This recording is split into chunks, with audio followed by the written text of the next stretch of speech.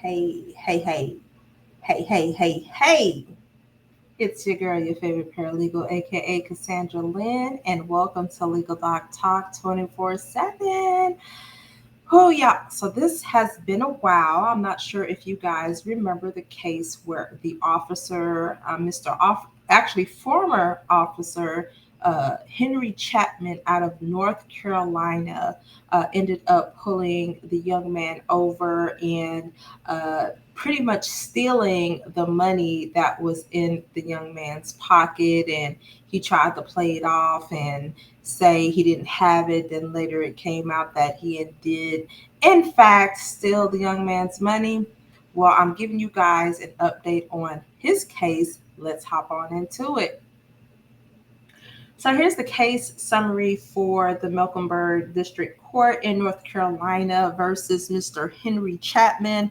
This offense, he was charged with embezzlement on let's see, March 14th, 2024. That's when the incident happened. The case was filed in criminal court on the 15th of March. So far, they have done some, they've had activity, and I'm going to go into each of the documents here. I know we stopped at, I don't even remember when I did that video, but definitely go back and watch the video in case you are unaware of what happened. So I'm going to go over the case and events in just a second. But I do want you guys to see that on September 11th, he actually had a plea and he pled guilty. But there's more information to that. So I'm going to go over that in just a second. So the next hearing he has is on October 22nd. It is going to be a review hearing, and this is a DNA sample requirement for plea.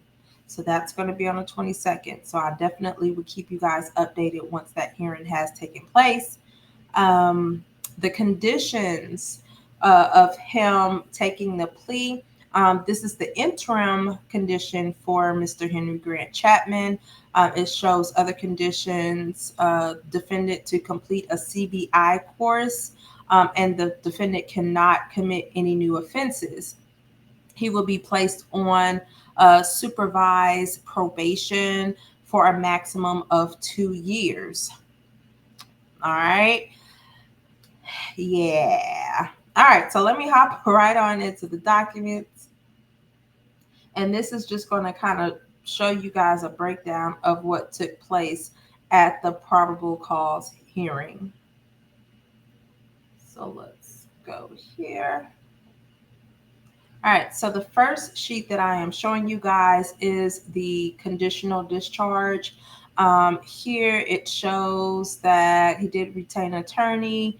Let's see. So the defendant was found guilty pursuant to Alford. Okay. What is Alford, you say? And I'll read this, guys, to you. So a guilty plea that is pursuant to Alford is a formal admission of guilt to a criminal charge while maintaining innocence. So in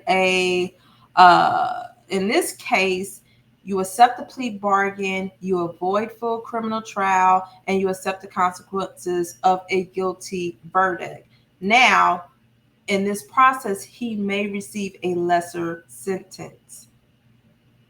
All right, so keep that in mind. So to sum it up, an Alford plea just pretty much allows a defendant to plead guilty and accept the plea bargain, even if they claim that they are innocent.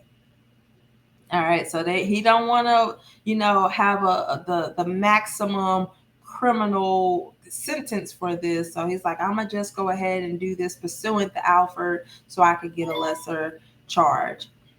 I feel that is a cruddy way out, but that's neither here nor there.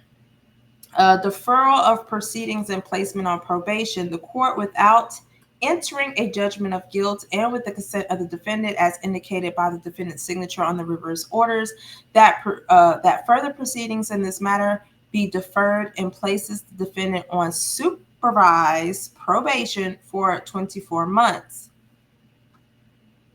local judicially managed accountability and recovery court. The defendant shall comply with the rules of the program adopted pursuant to Chapter 7A, Article 62 of the General Status and report on a regular basis as directed to participate in court supervision and any screening, evaluation, and treatment ordered by the court. So it doesn't show, yes, he has monetary conditions.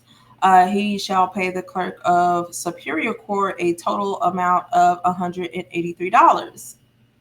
That's it. Let's see what else they got. Other, it says defendant to complete CBI course, defendant not to commit any new offenses, supervised probation can be transferred to, and I pretty much redacted the county because I don't want you guys blowing up the county. So whatever county he's currently living in, they are allowing him to transfer his probation to there. I'm trying to think what else. That's all that they checked off on that one. Isn't that interesting? All right, so here is the transcript of plea. So are you able to hear and understand me? Yes. You know what I thought was interesting was this part here. It says, are you now using or consuming alcohol, drugs, narcotics, medicines, pills, or any other substances? He says no. But then it says, when was the last time you used or consumed any such substance of this above? And he said 3 weeks ago. Interesting. How long have you been using or consuming this medication or substance? Age 21. So I'm assuming he is talking about alcohol, but hey, who knows? But this is just the transcript of him accepting the plea.